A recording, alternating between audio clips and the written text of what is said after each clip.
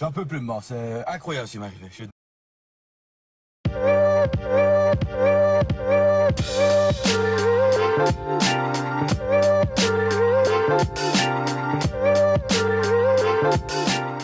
Et bonjour à tous, bienvenue sur la chaîne de l'Examen Crypto. Nous sommes le vendredi 21 mars 2025, 7h25. On va faire le point bien sûr sur les news. On va regarder aussi le Bitcoin et les altcoins.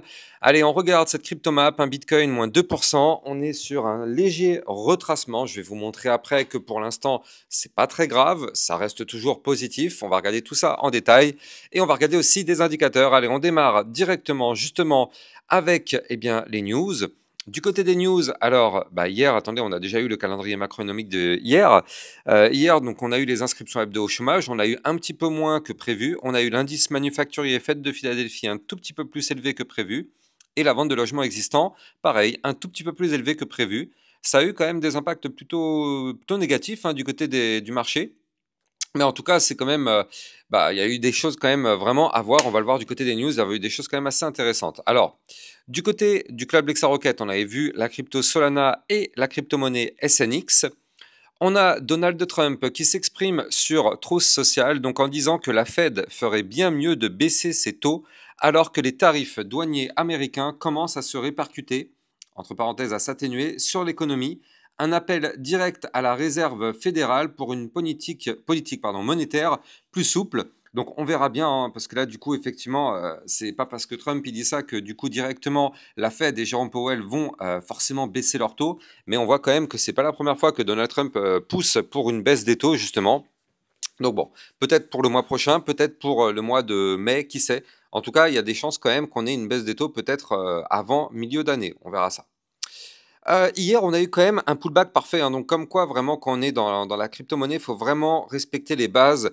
Regardez ça, hier, je vous avais dit dans ma vidéo qu'on avait cassé le haut du range. Donc ça, c'était un signal d'achat. C'est pour ça qu'on a eu une belle poussée haussière. Mais surtout, je vous avais dit que, attention, on allait revenir retester ce haut de range. Et regardez, quand même, on est revenu le retester, mais d'une façon ultra chirurgicale. Regardez cette mèche au millimètre près, vraiment, au millimètre près sur mon haut de range. Donc bon, ça, c'est plutôt validé. On a eu notre pullback. On va regarder ensemble si le pullback a été un peu trop violent ou pas. On verra ça après dans la deuxième partie de vidéo. Hier midi, pour tous ceux qui aiment le XRP, je vous ai fait une vidéo concernant justement cette crypto-monnaie. N'hésitez pas à aller la voir.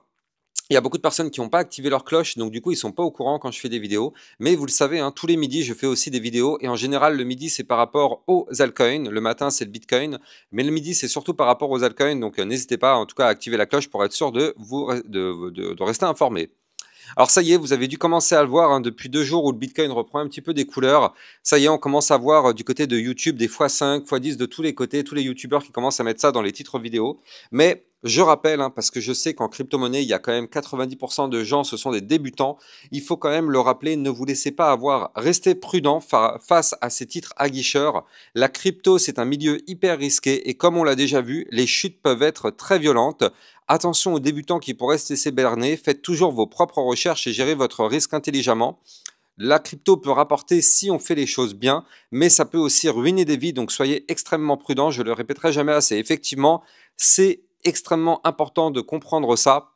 Il y a beaucoup d'influenceurs effectivement qui vont dire, qui vont vous parler de x5, x10 sur telle ou telle crypto-monnaie, mais malheureusement, quand ça va commencer à chuter, je vous assure qu'il y a des vies qui ont déjà été ruinées. Je connais des personnes personnellement qui ont eu des vies ruinées. Il y a même une personne qui a mis fin à ses jours à cause de la crypto-monnaie. Je vous assure, c'est un milieu extrêmement violent. Donc bon, n'hésitez pas en tout cas à ne surtout pas vous faire avoir par ce titre, tous ces titres accrocheurs. Dès que vous voyez de toute façon des x5, x10 dans des vidéos, vous savez que en général, c'est à fuir. Tom Emmer qui estime que la loi sur la réserve stratégique Bitcoin pourrait être adoptée avant la fin du congrès actuel. Donc bon, on verra bien effectivement, mais en tout ça c'est ce qui a été dit hier lors du Digital Asset Summit 2025. Donc, qui a eu lieu à New York, vous le savez. Et là aussi, il y a Donald Trump qui avait pris la parole dans cet événement. On va revenir dessus après. Du côté du club Lexa Rocket, on a vu la crypto Hondo. Vous le savez, dans le club, ça vous permet de recevoir encore plus de vidéos d'analyse régulières par rapport à toutes vos cryptos. Et ça vous permet aussi de recevoir régulièrement des potentiels crypto pépites. Le lien est en description de vidéo. Du côté de Crypto Détente qui nous pousse, alors pour moi je trouve que c'est une dinguerie, mais Canary Capital prépare un ETF Pengu. Donc Canary Capital a officiellement soumis un formulaire S1 à la SEC en vue d'un lancement d'un ETF Pengu. Je ne sais pas si vous vous rendez compte, mais il y a quand même des crypto-monnaies qui sont hyper intéressantes. Il y a quand même des crypto-monnaies qui ont des projets très très très sérieux. Je dis pas que le Pengu c'est pas le cas, je n'en sais rien. Mais en tout cas, je trouve quand même que quand on prend cette crypto, le Pengu, par rapport à d'autres crypto-monnaies, d'autres projets, je pense qu'il y a quand même beaucoup mieux. Donc bon, c'est quand même vraiment ouf qu'ils veulent lancer un ETF sur ce token-là. Mais bon, dites-moi en commentaire ce que vous en pensez. Moi, personnellement, je trouve que c'est juste une dinguerie, mais bon, vous allez me dire, on verra bien ce que vous en pensez. Crypto Détente qui nous pousse que la Caroline du Nord pourrait investir dans le Bitcoin. Les sénateurs de l'État viennent de présenter un projet de loi visant à allouer jusqu'à 10% des fonds publics à l'achat. Alors justement, donc là, c'est hier, donc dans ce fameux Digital Asset Summit 2025, donc Donald Trump avait annoncé qu'il allait prendre la parole, et ça a été le cas. Alors qu'est-ce qu'il nous annonce? Il nous annonce que la crypto est la plus grande révolution, et ensemble, nous ferons de l'Amérique la superpuissance incontestée du Bitcoin et la capitale mondiale de la crypto. Il exhorte également le Congrès à adopter une législation sur les stablecoins pour renforcer l'écosystème crypto aux USA. Donc bon, il est vrai que c'est un discours quand même plutôt bullish. Maintenant, par rapport à ce qu'il nous a dit auparavant, il n'y a pas eu vraiment de différence. En gros, c'est juste un copier-coller de ce qu'il nous avait dit auparavant. Donc c'est vrai qu'en termes de news, on n'a pas appris grand-chose. Mais en tout cas, c'est quand même fort d'en parler comme ça. Et ça reste quand même des news plutôt bullish malgré ce qui se passe. Donc on a Crypto Détente qui nous pousse que Brad Garlinghouse, qui est le CEO de Ripple, qui se dit très optimiste par rapport au lancement d'un ETF XRP d'ici fin 2025. En disant qu'il a une immense confiance dans les ETF, il évoque la présence potentielle du XRP dans la réserve stratégique américaine. Une introduction en bourse de Ripple, c'est possible, mais c'est pas une priorité. Le futur s'annonce quand même très intéressant pour XRP, donc effectivement, ça, c'est depuis maintenant leur victoire face à la SEC, c'est quand même assez palpitant ce qui se passe du côté de cette crypto. Donc il y a quand même un espoir que des investisseurs commencent à réavoir confiance en ce token. On verra ça par la suite dans les prochaines semaines, prochains mois de toute façon. Allez, on va démarrer notre analyse technique, mais bien évidemment avant ça, je rappelle à tout le monde que tout ce que je vais dire dans cette vidéo n'est en aucun cas un conseil financier, c'est à vous de faire vos propres recherches. Et n'oubliez pas que le trading de crypto comporte des risques de perte partielle ou majeure. On démarre sur les indicateurs directement. Donc là, vous le voyez, hein, on se dirige vers le petit cluster de liquidité entre les 83 400 et ici les 82 000 $. Donc pour l'instant, on n'y est pas encore, mais c'est la direction qu'on a l'air de vouloir prendre. Je vais vous montrer qu'il y a quand même quelque chose d'intéressant qui pourrait peut-être nous aiguiller vers le nord. On va voir ça juste après, mais bon, là, en tout cas, en termes de cluster de liquidité, c'est ici que ça se passe. Hein, donc... Du côté du Crypto Fear and Greed Index, ça y est, on repart dans la peur. Hier, on était repassé dans le neutral, donc on était juste à 49 sous les 50. Mais là, ça y est, vu qu'hier, ça a retracé un petit peu, effectivement, tout de suite, on revient dans la peur. C'est pas bien grave, hein, j'ai envie de dire, pour tous ceux qui pensent que le bull run va arriver, ça permet d'avoir des nouvelles opportunités. Donc, pour toutes ces personnes-là, en tout cas, c'est pas forcément très, très grave. Allez. L'analyse technique du Bitcoin, c'est ce que tout le monde attend. Du coup, qu'est-ce qui se passe sur notre Bitcoin? Alors oui, hier, on a eu une journée de retracement, mais de toute façon, encore une fois, je le dis, mais quand j'ai vu les commentaires d'hier, j'ai trouvé pas ça normal, parce qu'en fait, on le savait, je vous avais dit que si on poussait, je vous avais dit quand même qu'on allait avoir un retracement. Donc hier, il y a des personnes qui m'ont dit, ouais, mais je sais plus, d'ailleurs, je sais même plus ce qu'on m'a dit, mais bref, mais de toute façon, on le savait.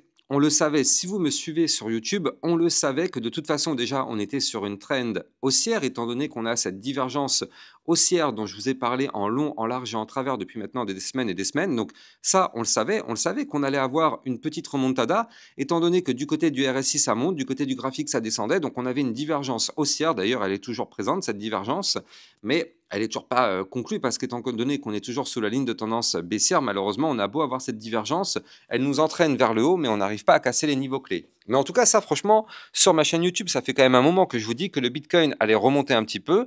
C'est le cas, hein, on est quand même passé, il faut le dire, de 76 000 à 86 000. Donc, on a eu une remontada, même 87 000 d'ailleurs hier. Mais bon, pour l'instant, rien n'est validé étant donné qu'on ne casse pas les niveaux clés que je vais vous donner juste après. Et on a eu hier le pullback, c'est-à-dire qu'en fait, on a eu ici, donc c'était la journée du 19 mars, une belle poussée haussière. Je vous avais dit justement, c'est ça que je comprends pas. Peut-être que les personnes ne regardent pas en détail les vidéos, peut-être que les personnes ne regardent que 2 ou 3 minutes. Mais en tout cas, on avait vu que grâce à cette poussée haussière, on avait cassé 3 niveaux clés. On avait cassé le dernier point haut qui était ici à 84 044. On avait cassé la résistance des 85 016, on avait cassé le bas du ruban de moyenne mobile et le milieu des bandes de Bollinger, et on avait cassé la résistance des 86 322. Donc hier, c'était inévitable, on savait qu'on allait avoir un retracement pour retester ces niveaux clés. Qu'est-ce qu'on a fait hier? On est venu retester le premier niveau clé, 86 322. On est venu retester le milieu des bandes de Bollinger, hop, à 85 080. On est venu retester les 85 016, la zone de résistance. Et on est même revenu retester le dernier point haut qu'on avait breaké, 84 044. Donc on est venu retester tous les niveaux clés qu'on a breakés, tout simplement. Et donc là, est-ce que ça fait de nous maintenant qu'on est dans une situation délicate? Bah pas du tout. Reprenez juste cette partie-là qui, en voyant ce graphique-là, qui, en voyant cette partie que je viens de vous dessiner à l'écran, là, ici, qui peut me dire qu'on est baissier? Nous sommes ici, en tout cas dans cette partie qu'on voit à l'écran que je vous ai mise en valeur, on est haussier. Nous sommes haussiers malgré la journée d'hier qui a été une journée de retracement pour faire un pullback, mais on reste toujours haussier. Les points bas sont de plus en plus hauts, les points hauts sont de plus en plus hauts. On est bien évidemment haussier depuis ici le 10 mars, nous sommes haussiers. Alors oui, si on dézoome, bien évidemment, on ne peut pas dire qu'on est haussier si on dézoome, étant donné qu'on est toujours, par contre, depuis maintenant ici, donc depuis le 20 janvier, par contre, ce n'est pas le cas. Là, on est cette fois-ci plutôt baissier, et vous le voyez parfaitement sur ce graphique. Encore une fois, on restera baissier, moyen terme, tant qu'on sera sous cette ligne de tendance baissière. Mais ça n'empêche pas qu'ici, on a amorcé déjà un début de reprise, et on va voir justement comment on va se comporter quand on ira chercher cette ligne de tendance baissière, parce qu'il faut savoir bien sûr que c'est une résistance majeure, mais si on arrive à la regagner, cette résistance, eh bien dans ce cas-là, on pourrait bien sûr inverser cette tendance baissière et avoir une tendance cette fois-ci haussière. Donc là, en tout cas, le niveau clé à breaker, c'est les 88 035 maintenant. Mais en tout cas, pour l'instant, on a toujours cette petite trend ici qui est plutôt bullish. Et dans tous les cas, ce qu'il faut se dire, c'est que la semaine prochaine, on va arriver dans une zone de convergence, regardez ça, entre là-bas, justement, la tendance haussière qu'on a démarré depuis maintenant quelques jours et la tendance baissière. Donc, c'est-à-dire que d'un point de vue moyen terme, depuis le 20 janvier, on est baissier et depuis le 10 mars, on est haussier. Donc là, ça nous emmène sur une compression. Et donc ici, vous le voyez, on va avoir, quoi qu'il arrive, une prise de décision. Donc cette prise de décision aura lieu dans combien de jours? Et bien voilà, dans les 7 prochains jours, on sera fixé. Soit la tendance haussière qu'on a démarrée depuis le 10 mars, eh bien, du coup, on la casse par le bas. Et dans ce cas-là, le Bitcoin va retourner rechercher les 81 000, 79 669, 77 980, voire même des points plus bas, 74 000, 73 000. Soit on casse enfin la ligne de tendance baissière, et là, cette fois-ci, le Bitcoin reprendra pas mal de force pour retourner rechercher ici les 92 500 $, 96 188 et peut-être même le haut du range à 102 000 $. D'ailleurs, c'est hyper intéressant, mais dites-moi en commentaire dans quelle direction vous pensez qu'on va aller. Parce que dans tous les cas, là, d'ici 7 jours, ce ne sera pas forcément dans 7 jours, mais ça peut être avant, mais d'ici 7 jours, on sera fixé, on aura une résolution. Donc dites-moi si vous pensez qu'on va casser la ligne de tendance haussière et qu'on va chuter, ou si vous pensez plutôt qu'on va casser la ligne de tendance baissière et que là, cette fois-ci, le Bitcoin va reprendre énormément de force. Petit indice, je rappelle que pour l'instant, on a toujours cette divergence haussière. Et donc là, pour l'instant, tant qu'on est au-dessus, c'est vrai que on a un espoir. Maintenant, voilà, c'est intéressant, dites-moi en commentaire et surtout argumentez. Là, ce qu'il faut noter quand même, et c'est hyper important de voir ça, c'est que notre Bitcoin reste toujours au-dessus, d'un point de vue long terme cette fois-ci, de sa ligne de tendance haussière. Ici, vous le voyez, c'est une ligne de tendance qu'on suit quand même depuis maintenant le mois de mai 2021, donc ça fait quand même un sacré long moment. Et donc là, du coup, on est au-dessus, vous le voyez, ça fait 1, 2, 3, 4 semaines maintenant qu'on s'établit au-dessus. Donc il est vrai que, moi, c'est ce que je vous disais dans mes précédentes vidéos, ça peut être effectivement une belle zone de bottom, ça peut être une zone de bottom sur laquelle on est en train de rebondir actuellement. Donc bon, pour l'instant, c'est pas trop mal ce qu'on est en train de faire. D'ailleurs, regardez, ça fait longtemps que je ne l'ai pas fait, mais on va se mettre un petit retracement Fibonacci. Si on prend effectivement le dernier mouvement, qu'est-ce qu'on voit? Eh bien, bingo, ça fonctionne plutôt bien. On voit qu'en réalité, on est venu rechercher une zone de retracement assez intéressante. C'est-à-dire qu'en fait, on a été rechercher quasiment les 0,618 Fibonacci, ici, avec la mèche qu'on avait fait. Donc là, on est sur un retracement plutôt classique, dans lequel on a eu un Bitcoin depuis son top ici à 109 000 $. Eh bien, on a eu un retracement, on est venu rechercher le niveau 0,5, même quasiment le niveau 0,618 Fibonacci. Donc, on est quand même sur un retracement intéressant. Alors, en termes de retracement, il est vrai que normalement, on pourrait même rechuter encore un tout petit peu pour se retrouver entre les 0,618 et les 0,786. C'est-à-dire que là, ici, cette zone qui est là, pourrait être effectivement, peut-être, hein, j'en sais rien, j'ai pas de boule de cristal, mais si on doit chuter, il est possible qu'on retourne effectivement dans cette zone. Donc, c'est-à-dire entre les 75 594 et les 66 074. Pourquoi je vous dis ça? Parce qu'en fait, ça correspond à une zone Fibonacci 0,618, 0,786 qui est ce qu'on appelle la zone de recharge pour du long. Donc, c'est la release zone. Et donc, ça, en fait, effectivement, si un jour on arrive là-dedans et que le Bitcoin reste toujours en configuration haussière, alors dans ce cas-là, ça pourrait être une très très belle opportunité pour réinvestir sur du long terme, pourquoi pas. Mais bon, est-ce que le Bitcoin va nous faire ce cadeau? Il a quand même bien retracé, on est revenu déjà retester des niveaux clés Fibonacci intéressants, on est déjà revenu retester la ligne de tendance haussière long terme, donc bon, c'est pas sûr, clairement, c'est pas sûr que le Bitcoin nous fasse le cadeau de retourner retester des points un petit peu plus bas, ça risque d'être compliqué, donc c'est vrai que là, on pourrait peut-être être sur effectivement une zone de bottom actuellement, en tout cas. Tant qu'on est au-dessus de la ligne, et cette semaine, c'est vraiment le cas, hein, la ligne elle est à 80 161 $ pour l'instant, la configuration, elle reste quand même complètement bullish du côté du Bitcoin. On a eu ce très joli retracement, donc pour l'instant, ça reste hyper sympa d'un point de vue long terme, ce qui nous fait bien évidemment. Allez, on va parler de l'Ethereum parce qu'hier et avant-hier, il a eu quand même, enfin pas hier, mais avant-hier, il a eu une belle poussée haussière. Donc on va regarder ce qu'il nous fait. Mais avant ça, je rappelle bien sûr que vous pouvez me suivre sur Twitter pour recevoir toutes les news et toutes les actualités crypto. Et n'oubliez pas aussi, si vous le souhaitez, vous pouvez rejoindre le club Lexa Rocket pour recevoir encore plus de vidéos d'analyse technique par rapport à encore plus de crypto-monnaies, des cryptos qu'on n'a pas forcément l'occasion de voir sur YouTube. Ça se passe dans le club et ça vous permet d'avoir des potentielles pépites. Là aussi, ça se passe en description de vidéo.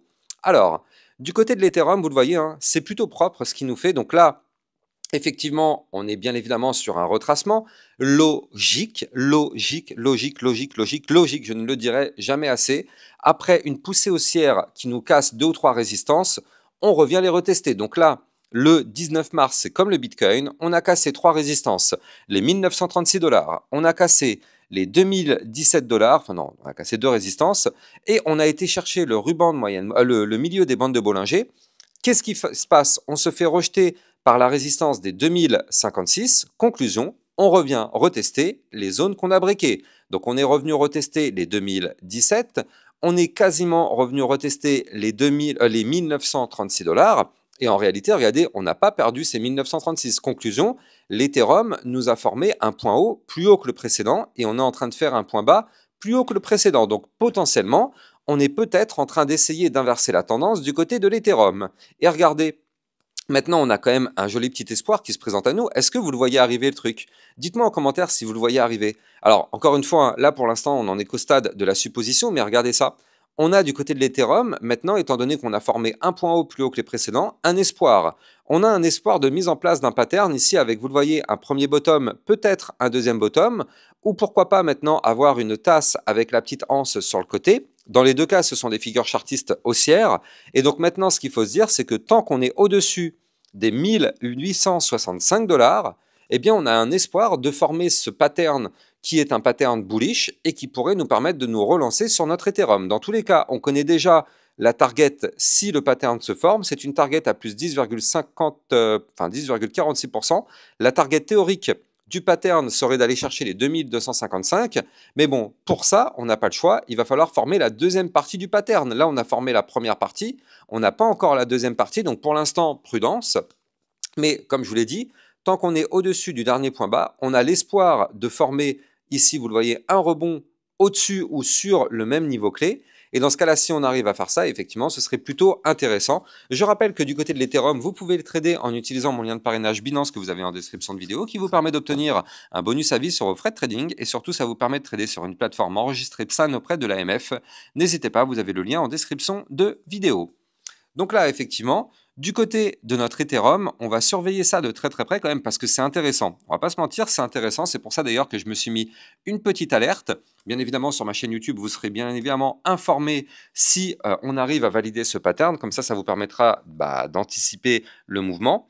Mais bon, pour l'instant, prudence, c'est pas validé, donc on ne se précipite pas. Ce serait une erreur de se précipiter maintenant. Alors après, il faut quand même le noter, hein, mais du côté de l'Ethereum, on a quand même toujours là aussi cette belle divergence haussière qu'on suit depuis maintenant le 1er mars.